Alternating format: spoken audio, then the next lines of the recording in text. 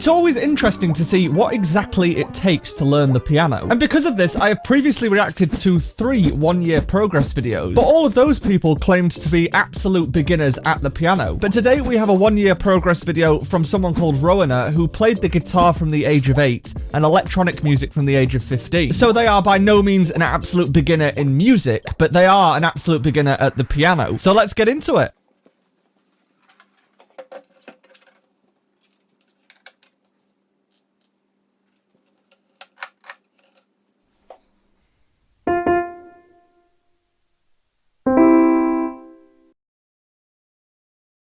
Well, that's a good start. He played a triad. The interesting thing is, if you have learned another instrument before, music theory applies to literally any instrument, which is why you'll find that a lot of musicians that play by ear can play lots of different instruments, because the music theory is the same. A chord is a chord, no matter what instrument you play it on. And I suppose the good thing about the piano is it's a very visual instrument. You can see exactly how the notes are laid out, opposed to a guitar, which is a bit more difficult to see how the notes relate to each other on the different strings.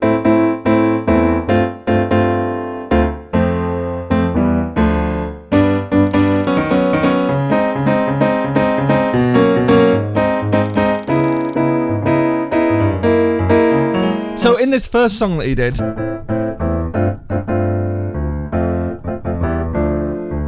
it looks like his wrist is kind of locked because he's trying to keep that same chord shape and play it multiple times. When you first start learning the piano, especially if your theory knowledge and your understanding of music is way above your technical ability, your muscle memory and your hand's ability to actually play the notes needs to kind of catch up. And a lot of the time it's tempting to tense your hand to try and force it to do something. There's kind of 3 pivot points when it comes to playing the piano. The first one is your finger, then there's your wrist, and then there's your arm. If you are playing consecutive notes like this, that's mostly in your finger movement. If you're playing repeated notes, then that's mostly in your wrist. And if you're doing kind of big jumps on the piano, then that's mostly in your arms.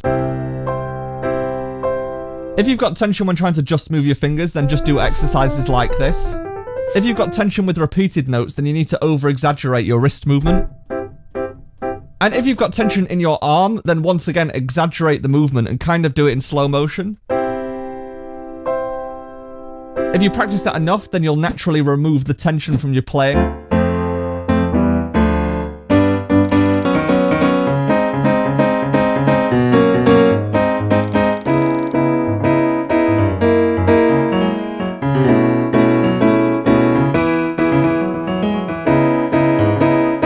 Yeah, so in the left hand for this, when he's doing these kind of runs, he seems to have very straight fingers because he's stretching to get those black notes. I always think with this kind of thing, one, move your hand further up the keys if you're playing lots of black notes. But also, if you concentrate on the end of your finger being the contact point with the key, I think you feel a better connection with the key. It's also probably worth practicing something like this much slower.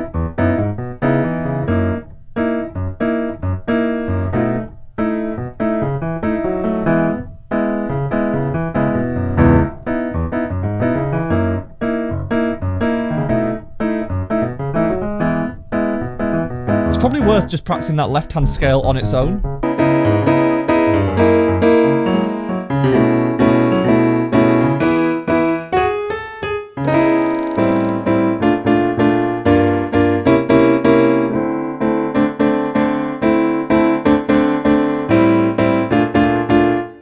I know he's playing a lot of synth music and therefore it makes sense to be playing on like a MIDI keyboard or a synthesizer, but I think he's trying to get from chord to chord without leaving gaps, and that's making him kind of jump. So it'd be interesting to see if he had a pedal, how that would help.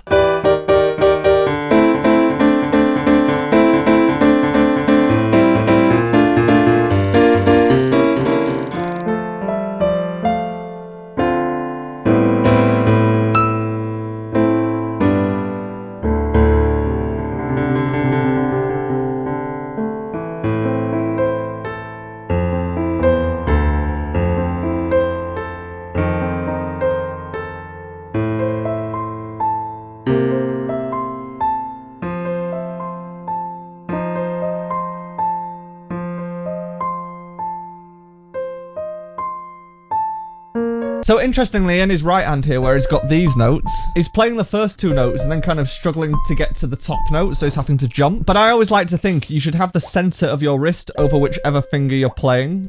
like this. That way your wrist is constantly moving. So essentially when you're playing this note, you're already too far away from this note to play it.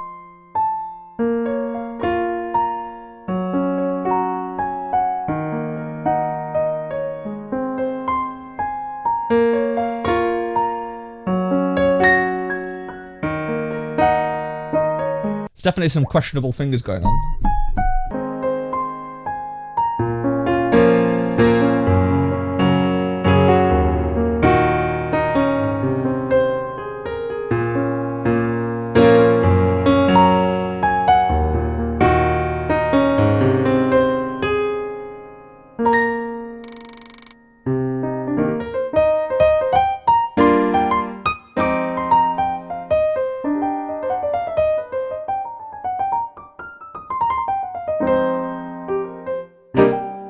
We do love some modal and bluesy scales.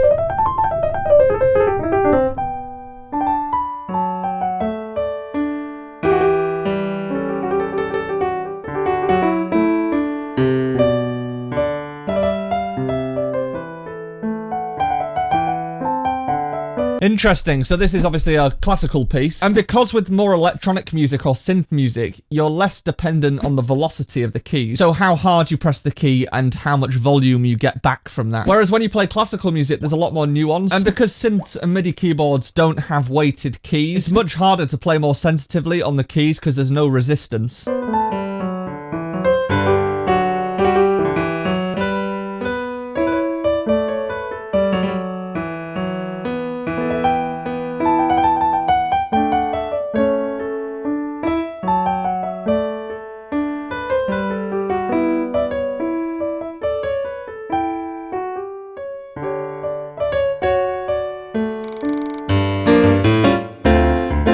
Interesting. A lot of music is about tension and release, and when you feel tension, you want to lean on that tension so that when you resolve the tension, it feels better. So at the end there, he has two chords, and the first one is something called a dominant seventh, which sounds quite tense. And then that tension is resolved by going to this chord.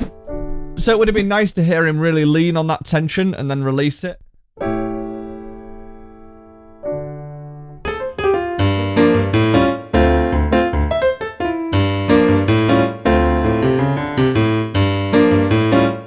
Definitely got a more relaxed left hand now if you compare that to the Stevie Wonder song that he was playing. It feels like he's definitely got more confidence in that left hand, and I think confidence in itself helps you relax a little bit.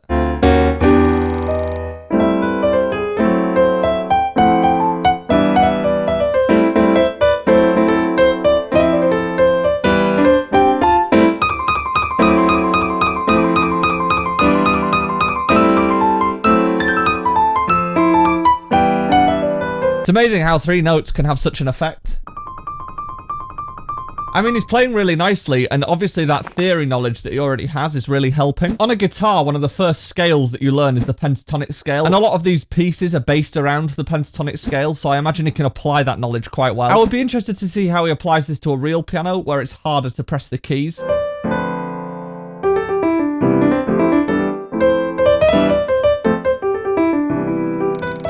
He definitely needs to practice using the right fingers for scale, because there's a lot of random fingers going on. He'd probably find it a lot easier to play if he standardized the fingers that he plays. So for every piece where he wants to use this scale to improvise, if he used exactly the same fingers, then it's a lot easier to apply to every single song he's going to be playing, rather than just this song where he's using whichever fingers happen to be near the key. It also means that you're training your weakest fingers, which are your 4th and 5th fingers, rather than always relying on your first 3 fingers, which are your strongest fingers.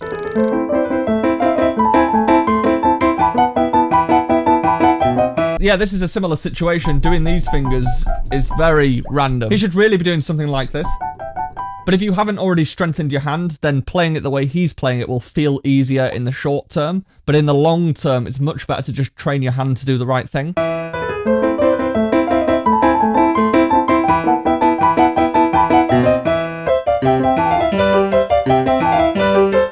And you can also hear it when he's got those kind of scale runs down. It's almost like he's rolling his wrist from one side to the other.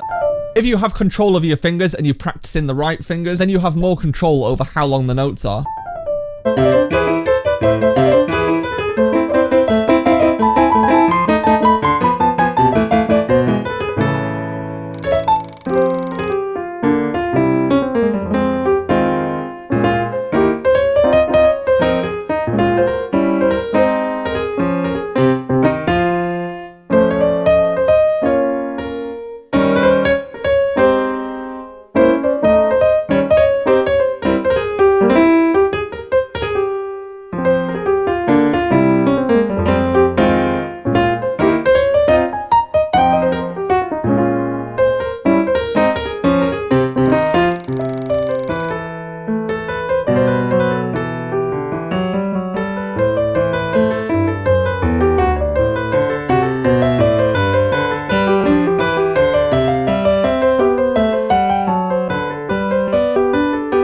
would be good for him to kind of practice slowing everything down, because everything feels kind of slightly manic, and I think this is probably why he's ending up using some odd fingers to play the note, because he's just wanting to learn to play it as fast as possible and he's rushing through the piece. But he can just chill out and enjoy the process, because most of his issues aren't really understanding what to play, it's more in the technical stuff. I think it's important to remember that you're training skills into your hands, and anything that you learn now can apply to future pieces. If you're currently learning a song or a piece and you try and find shortcuts or the fastest way to do something, that might make this particular song twice as fast to learn, but it'll slow down your entire piano learning by 5 times, because the things that you're learning only apply to the piece or song that you're playing, rather than learning it in a way that'll apply to everything.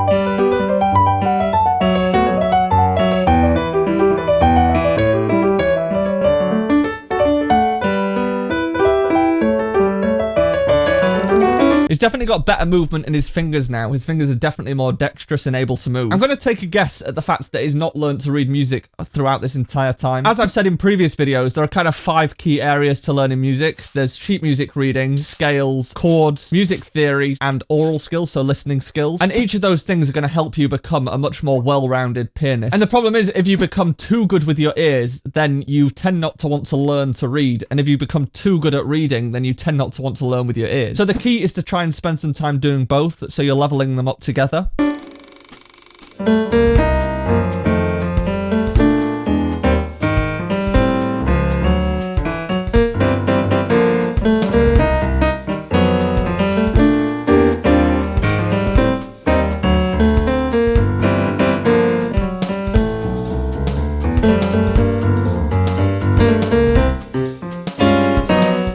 On the whole, he's done a great job. I always think if you want to learn the piano and you want to do it self-taught and you want to learn a specific style of music, then you should just do it. And he is now a great player. But there are just a few things like tension, control over the fingers, sheet music reading that he's missing. And for the most part, I think that comes from trying to find shortcuts and rushing through pieces. But it depends what his goals were, and he can definitely play however he wants. If you want to see me react to another 1 year piano progress video, then check out this video and I will see you there.